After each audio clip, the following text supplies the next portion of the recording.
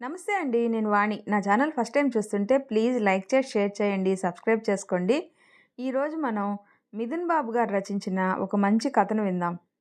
ఆమె ప్రతిరోజు గుడిలో పాటలు పాడుతూ అందరిలో ఒక మంచి పేరు తెచ్చుకొని ప్రశాంతంగా జీవిస్తుంది.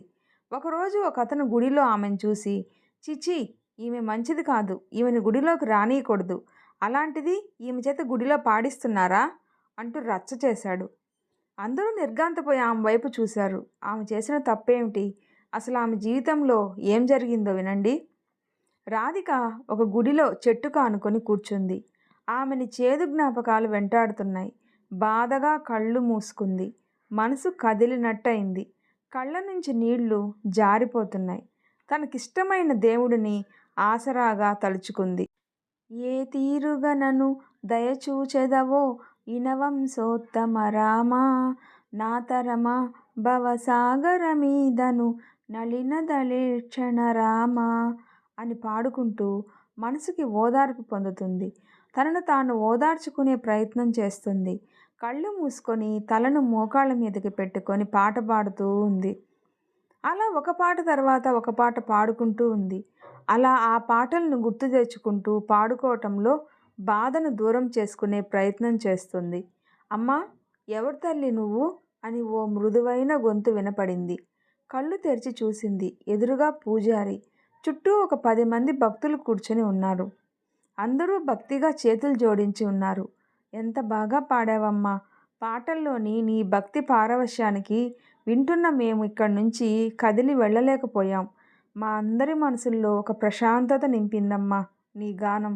రోజు పొద్దున్న సాయంత్రం ఒక గంట సేపు మైకు ముందు ఇలానే పాడుతావా తల్లి?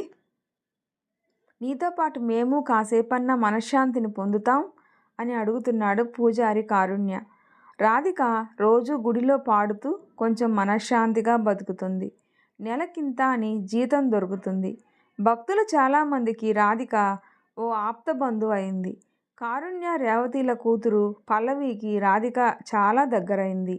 రాధిక పాటలు విని పల్లవి కూడా మధ్యలో తన బుజ్జి గొంతుతో దేవుని పాటలు పాడుతుంటే చాలా బాగుంటుంది. విశ్వ ఆ రోజు గుడికి వచ్చి ప్రదక్షిణలు చేస్తున్నాడు. రాధిక గొంతు స్పీకర్లలో మధురంగా వినిపిస్తుంది. దేవునికి దండం పెట్టుకొని అందరితో పాటు పాట దగ్గర కూర్చున్నాడు. పాడుతున్న రాధికను చూశాడు. ఏయ్ నువ్వా, నువ్వేంటి ఇంత పవిత్రమైన గుడిలో? చిచి, ఆమె మంచిది కాదు, ఆమెని గుడిలోకే రానియకూడదు, అలాంటిది ఆవిడ చేత దేవునికి పాటలు పాడిస్తున్నారా అని గట్టిగా అంటూ పూజారికి చెప్తూ నించున్నాడు. రాధిక మొహం ఎర్రబారిపోయింది. చుట్టూ ఉన్న జనాలు ఏంటిది అని వింతగా ఆశ్చర్యంగా చూస్తూ ఉన్నారు. కారుణ్య విశ్వాతో అన్నాడు, మీరేం మాట్లాడుతున్నారో అర్థం కావటం లేదు, పదండి అలా వెళ్ళి మాట్లాడుకుందాం అన్నాడు. ఏ, ఇక్కడ మాట్లాడితే ఏమైంది?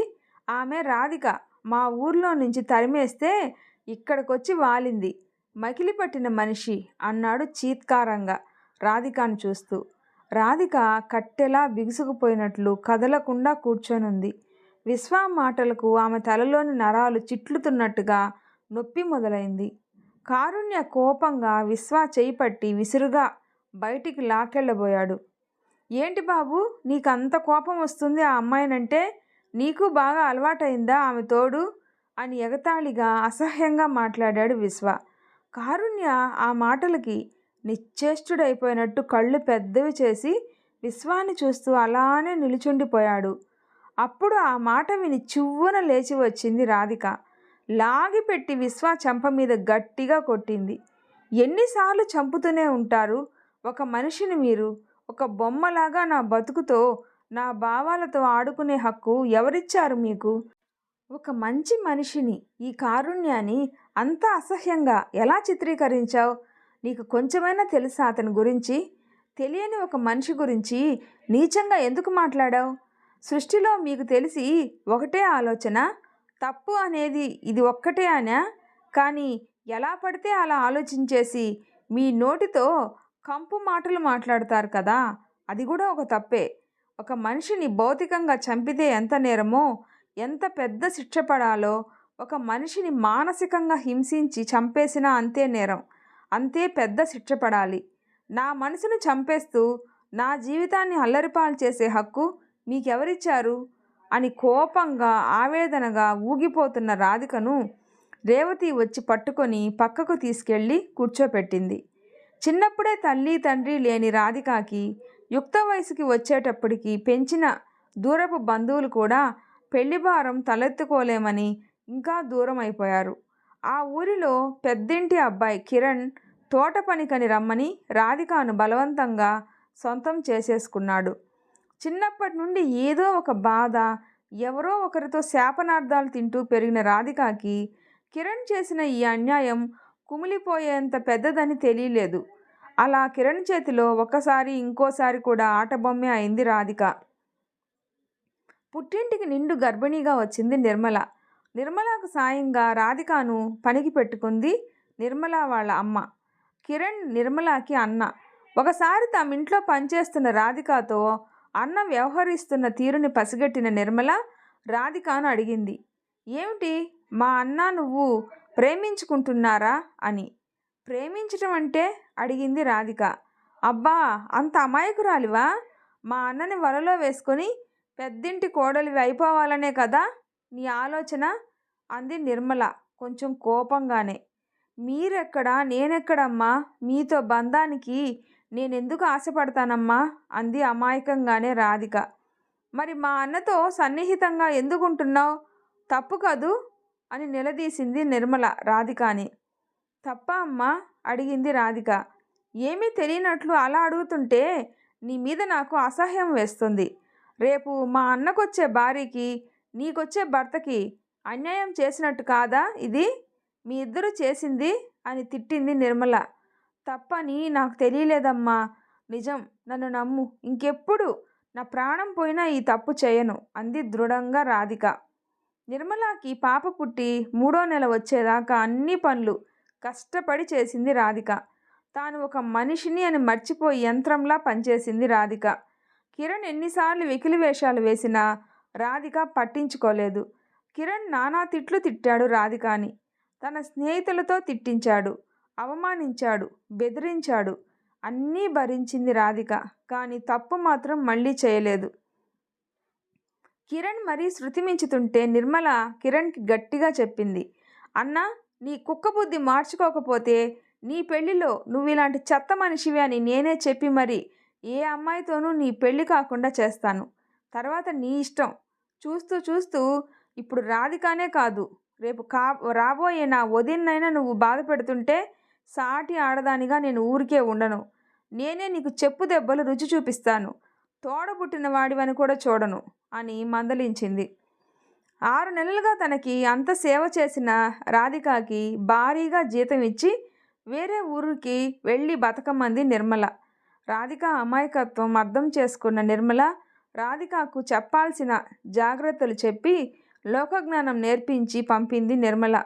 కొంతకాలం తర్వాత వేరే ఊరికి కిరణ్ తన స్నేహితుల్ని కలవటానికి వచ్చినప్పుడు రాధికను అనుకోకుండా చూసి మళ్ళీ వేధించటం మొదలుపెట్టాడు. అయినా రాధిక బెదరలేదు.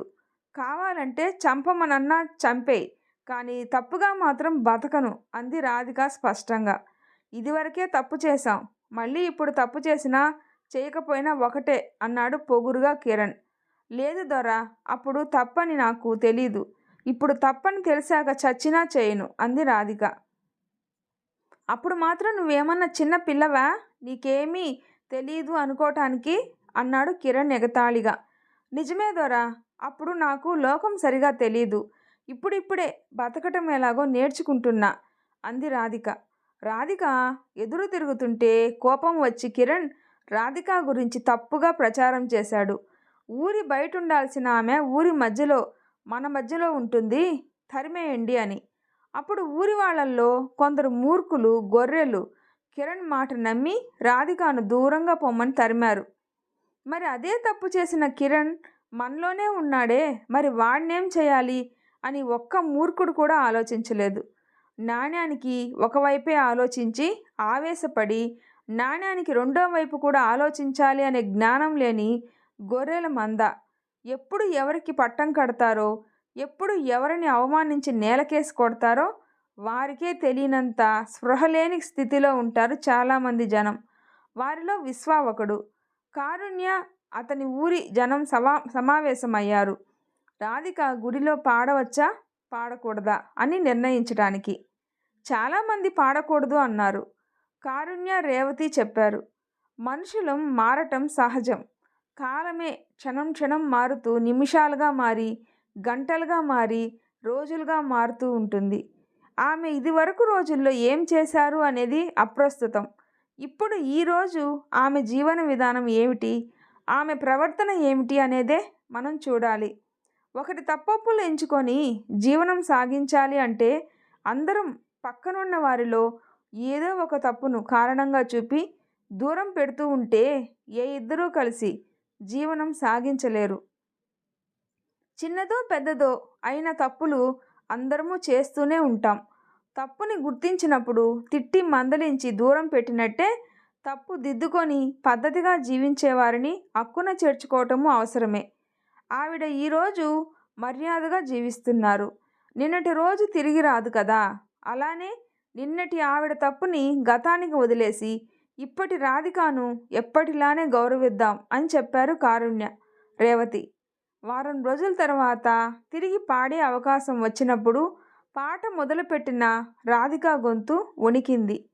కళ్ళు నీటితో నిండిపోయాయి. రాధిక కళ్ళు మూసుకుంది. కళ్ళల్లో తెల్లని బట్టల్లో సాయిబాబా చెయ్యెత్తి ఆశీర్వదిస్తూ కనపడ్డాడు. అంతే, ఆ ఒక్క దివ్య రూపం మీదే మాత్రమే దృష్టిని కేంద్రీకరించి అంతఃకరణ శుద్ధిగా కేవలం దైవాన్ని మాత్రమే దర్శిస్తూ ధ్యానంలో ఉన్నట్టుగా మనసుతో పాడుతూ ఉంది. అంత మధురమైన గానం అక్కడున్నవారు అంతకు ముందెప్పుడూ వినలేదు.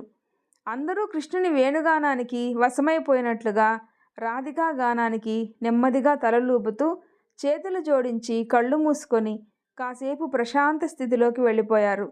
మళ్ళీ రాధిక రోజు గుడిలో పాటలు పాడుతుంది. ఇప్పటికీ అయితే రాధికకి అవమానించి చీత్కరించుకునేవారు కొందరు ఉన్నా వారికంటే ఎక్కువ మంది గౌరవించేవారు కూడా ఉన్నారు. ఈ వీడియో నచ్చితే ప్లీజ్ లైక్ చేసి షేర్ చేయండి, సబ్స్క్రైబ్ చేసుకోండి. స్టోరీ ఎలా ఉందో తప్పకుండా కామెంట్ చేయండి. Thanks for listening.